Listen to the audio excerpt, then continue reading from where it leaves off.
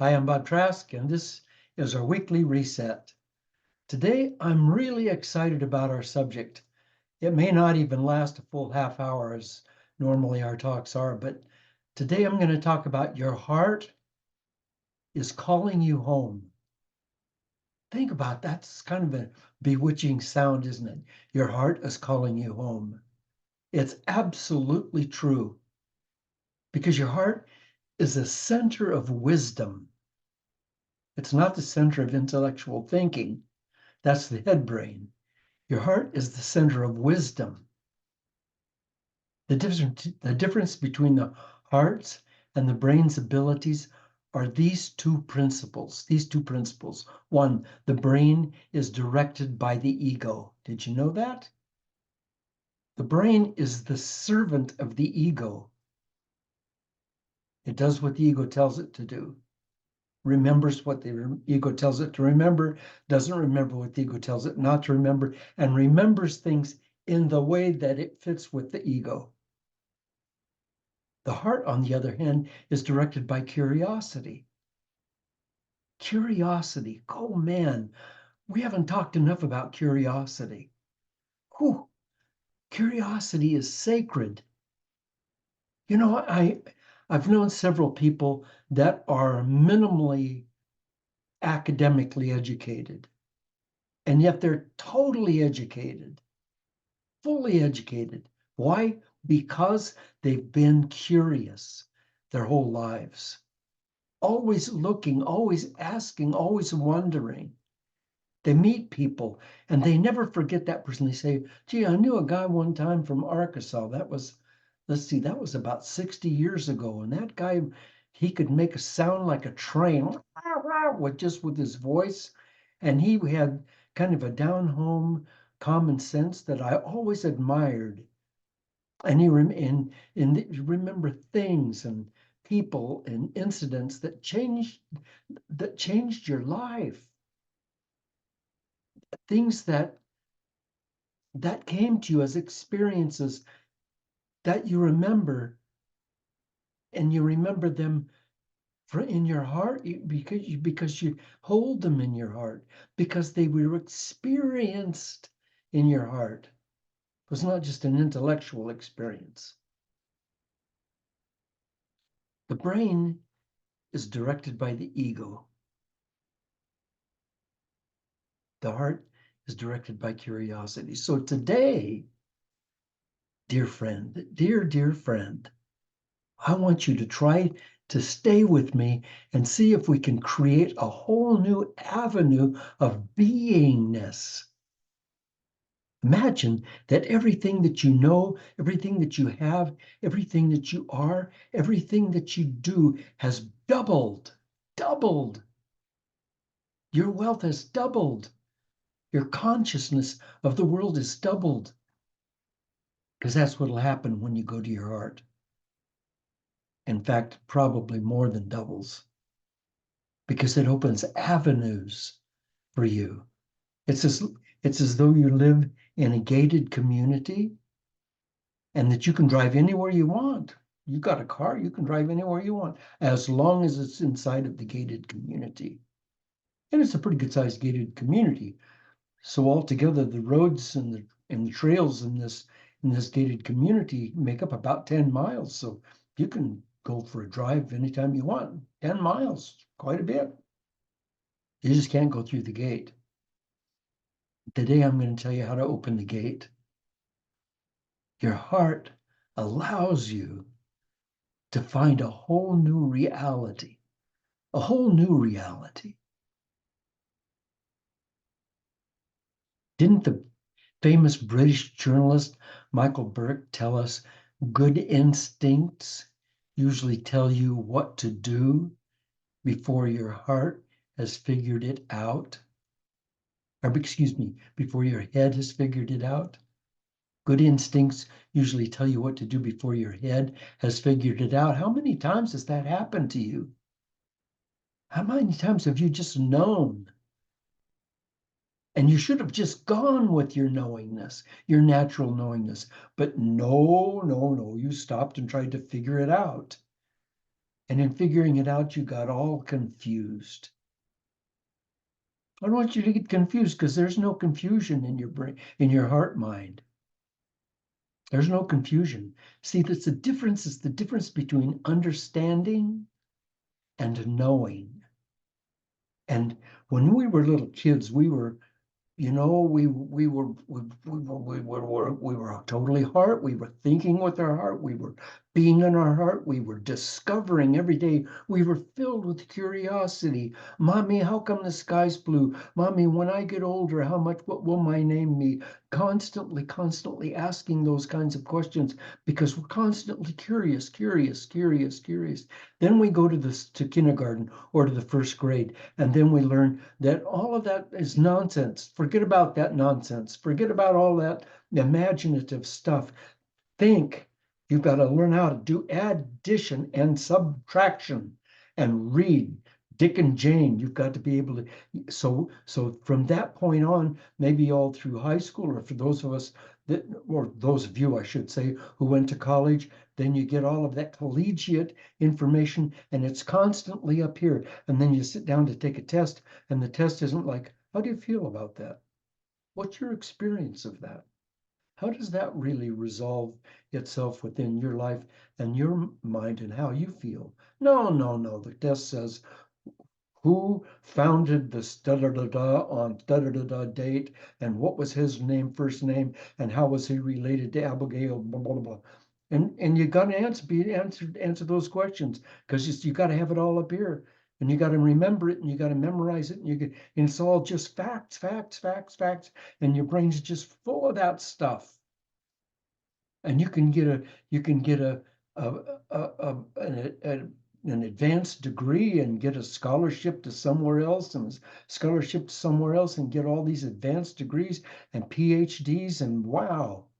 And I have taught hundreds of thousands of people around the world in seminars and classes that don't talk about your mind or your brain. They talk about your heart. They talk about who you are in this world, how you relate to the world, how the world relates to you, how people relate to you, how experiences day by day have the opportunity to evolve you, to change you, to grow you. Experiences day by day. That happens in your heart. In my 5-day intensive spiritual boot camp seminar, Eriswan, and many of you who will be watching this later on YouTube have been through those seminars, and you know what you learned. As you learned to be in your heart, you learned to know rather than to understand. Now, don't get me wrong. I'm not taking away from intellectual learning. Oh boy, it's got its place. It's got its place. Thank God for scientists. Thank God for scientific evolution. And yet, one of the greatest scientific minds we know, Einstein, has said again and again and many times that it's that knowingness, it's that imagination that unlocks the vaults, that unlocks the great secrets of the universe. It's your imagination. Those are the words of Einstein. And that comes not from your brain, it comes from your heart. So today I'm going to try to convince you, and some of you are already doing this, but I'm going to ask you to even do it more, to make at least 50% of your concentration and of your awareness to come from your heart. That intelligence, the ability to learn, to understand, to reason, and to apply knowledge was the function of the brain and the head. And we've always thought the heart was just a muscle in our chest responsible for pumping out blood and keeping our body alive. But you know something? The head brain only knows the past. Isn't that the truth? Like the head brain is a collection of memories and opinions and beliefs. Anything else? Is the head brain able to know something without first learning it?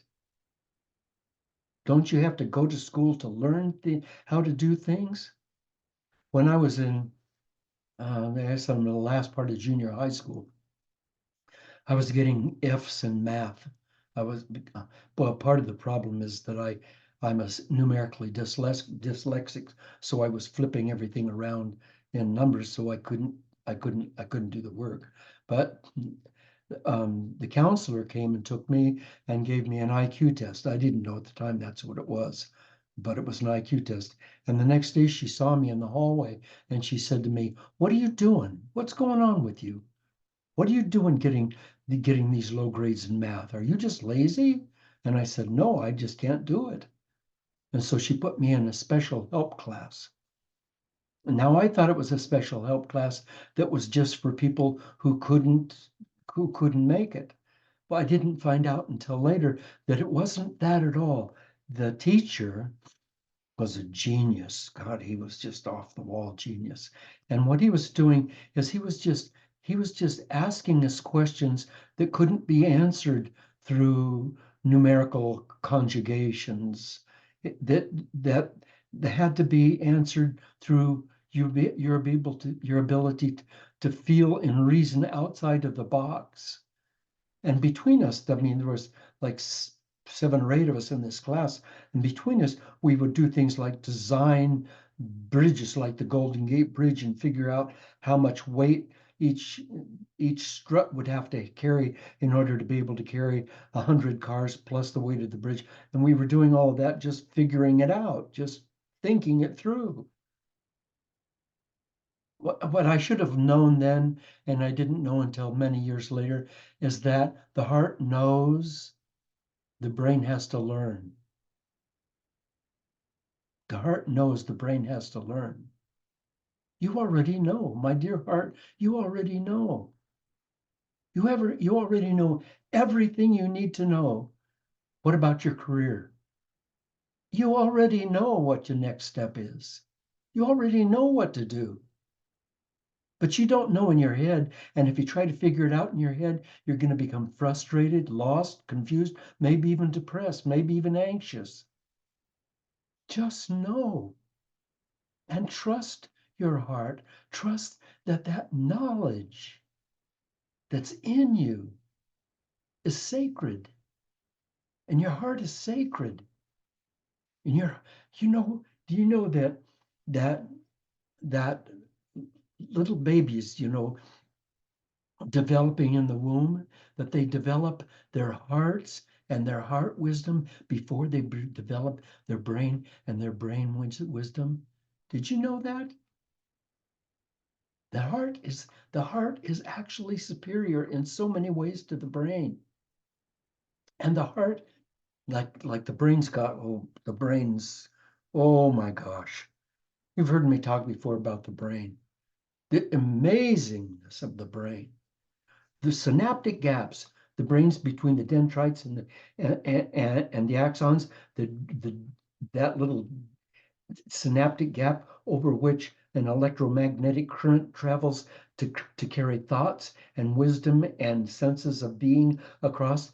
You have more of those in your brain than there would be celestial bodies, planets and stars in 1,500 galaxies. In 1,500 Milky Way galaxies, you have more of those in your brain than 1,500 Milky Way galaxies. Is that even possible? Oh my God, what a miracle. It's incredible. Your brain is incredible, but it's a tool. It's not your master, it's a tool. It's this incredible computer that's here for you to use, just like the computer you're looking at right now. It's a tool, it's here for you to use. And the better you get at it, oh my God, the better it'll serve you. But it'll serve you, you don't serve it. But the ego wants you to serve it. The heart is looking for expanded experiences, new ways of feeling, new ways of seeing life. Dr. John D. Martini said, when you follow the dream in your heart, you're energized, inspired, and motivated. Now, just trusting your heart might just like, what I'm asking you to do is when you come to a question, when you come to a fork in the road, when you're coming to a decision that you have to make, to just trust your heart. Just, just please, just go to your heart. Go to your heart first. Please, just go to your heart and see if the answer is just right there, and then trust that answer. You'll know it's right. I mean, how many times in my life have I done that? Have I just gone to my heart and I've gotten the answer, just gotten the answer, and it was so simple, so easy. I said, hey, it can't be that easy. Can't be that simple. Let me think it out. Oh yeah, here I go with my superior mind thinking it out.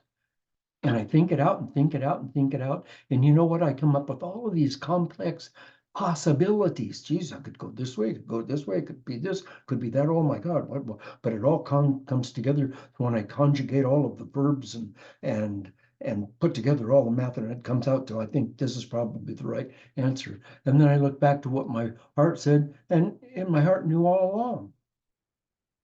And it was sitting quietly waiting. Let's just be quiet and wait until Bob gets it figured out.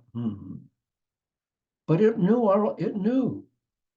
So learning to trust your heart, that's a little difficult in the beginning. It's a little bit difficult in the beginning. But we have to be able to go there.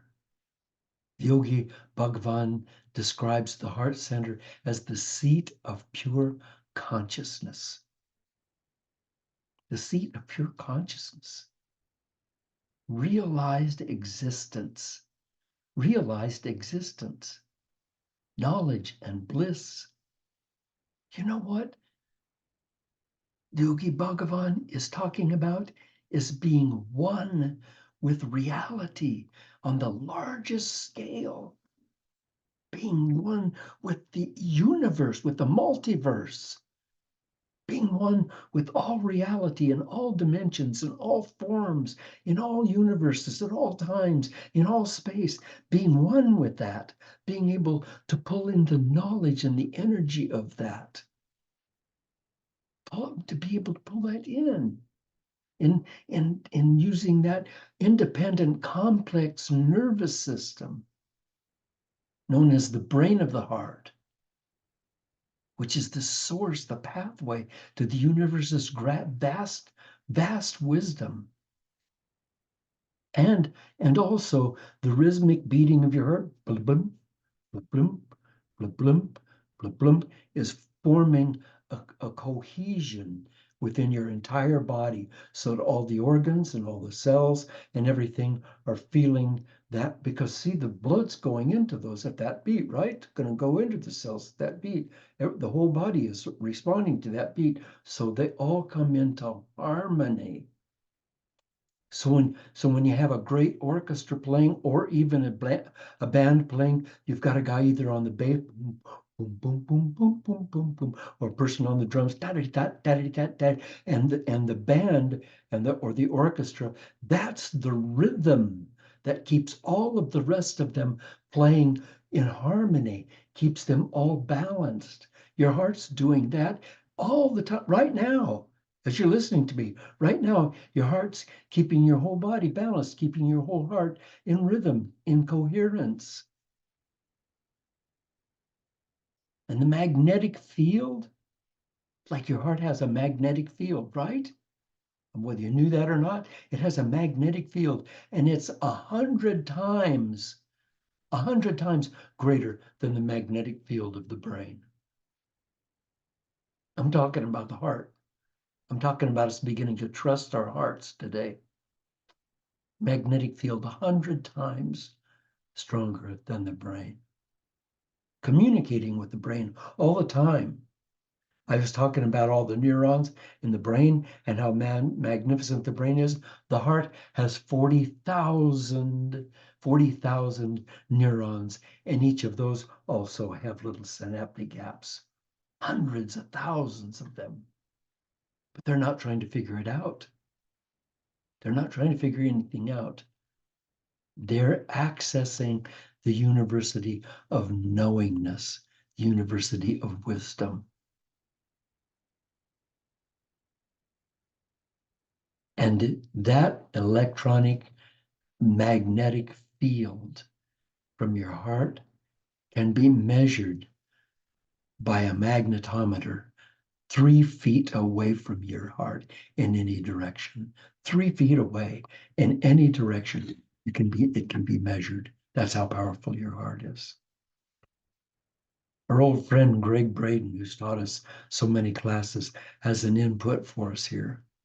He suggests we follow these tips to tap into our heart's intelligence. So if you're wondering how to do it today, because Bob's saying I should get into my heart, but he didn't tell me how. Well, Greg's going to tell us how. And number one, focus on your heart with the intention of seeking its intelligence.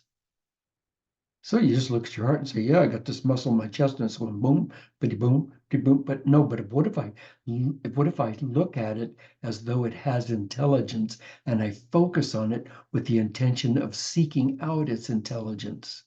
With that intention, that's number one. Number two, breathe slowly. Breathe slowly to calm your nerves and silence your brain. You know what happens is that when we get all in our heads, oh, figured this out, oh, get in our heads, then we start breathing shallow. And shallow breaths build up an excess of CO2 in our cells and in our blood system. And that excess CO2 says to your body, I'm starving here. I got to get rid of the CO2 before I go into acidosis. I'm having a problem. It's just minor. Yeah, it isn't big, it's just minor, but it causes anxiety. And when you get an anxiety, then you can't go to your heart. You can't go anywhere. You go to your default, which is I got to figure it out. I got to figure it out. I got to think, oh my goodness. Don't let that happen. Breathe slowly to calm your nerves and silence your brain. That's number two. Number one, focus on your heart with the intention of seeking its intelligence.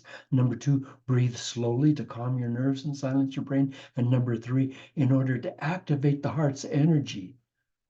So we got to get this heart going, got to get that energy going. In order to activate that heart's energy, feel a deep sense of gratitude, compassion, and love. Gratitude. Oh my gosh. Oh my gosh, look at the blessings that are in your life. Oh, I mean, I can't tell you about your life, but my life is, oh man, over the moon with blessings. God, and see from the heart, I'm seeing blessings I never would have seen with my brain. The space between things, which is sacred, trees, clouds, the shimmering of leaves, the softness of a pet, the joy in someone's face. Oh, oh my gosh. I mean, to even have this deep sense of gratitude for whatever you can be grateful for, no matter how small, whatever you can be grateful for. To activate your heart's energy by being in that gratitude and in compassion for others, compassion for animals, compassion for the trees and the plants, compassion for the seas, compassion for Mother Earth. Not a concern, not concern, compassion. I'm here with you. I'm one with you. And then love, love, to feel love, to feel love, gratitude, compassion, and love. That activates the heart's energy. And now ask the heart a brief, accurate question. What shall I do about this? What shall I do about that? I need to know this. I need to know that. And the answers you'll get will maybe sometimes blow you away. It may be an answer that isn't the answer to your question. Like maybe you'll ask this question, what shall I do about this? And the answer will come back, be quiet and let it unfold as it should. So you didn't get the answer you were looking for. You got a different answer. But that's the way the heart runs your life. That's the way the heart's telling you, settle down. We got your back. Just relax. And sometimes it'll give you a direct answer. Call Fred and tell him what's going on with you. He'll help. Sometimes you'll get a direct answer, but be willing to ask brief, accurate questions of your heart. And then Greg Braden tells us, notice the different feelings and body sensations that you're now having. Just notice the different feelings and body sensations that are going on. And then just, practice this, follow this practice, do it regularly. Don't do it just once in a great while. Do it often. Do it as often as you can. And you're going to get messages that maybe somebody else isn't getting. So somebody else said, well, I'm asking my heart the same thing and I have a different answer. Well, that doesn't contest. That's not in contest with your answer. Your answer and their answer are different because you're two unique and different people. But those answers can fit together. Those answers can fit together. Don't worry about fitting in or something. Just trust your heart. What you're doing when you trust your heart, you're folding into everyone else's heart because that's how we're all one. We're all one in our hearts. And yes, we'll all be getting different answers, but those different answers are like the different colors of a rainbow. They aren't in contest with each other. So remember what Greg says. Focus on your heart with the intention of seeking its intelligence. Breathe slowly to calm your nerves and silence your brain. Have a deep sense of gratitude, compassion, and love in order to activate your heart. Notice the different feelings and sensations.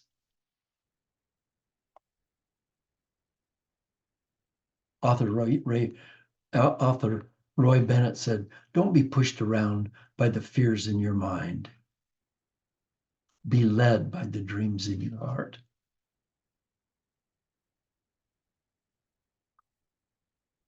So I want you to know that there's a marvelous organization called the Heart Math Institute. Oh boy, over the past decades, they have done amazing and such profitable for us research on the heart and the wisdom of the heart. And they're even now talking about the wisdom of the gut, deep wisdom in these body parts beyond people who talk about their gut instinct. That's real. Follow your heart. That's real. My heart's broken. That's real. The Heart Institute has taught us that the heart sends emotional and intuitive signals to help govern our lives. It taught us that the heart directs and aligns the systems of the body so they can function in harmony with another. The heart's in constant communication with the brain. The heart's intrinsic brain and nervous system relay information to the cranial brain constantly, creating a two-way communication between heart and brain. And the heart makes a lot of its own decisions, doesn't rely on the brain, it makes its own decisions. We humans form an emotional brain in the heart long before we form the rational one in our head. Our author, Max Lucado, told us you can change your life by changing your heart, changing your life by changing your heart.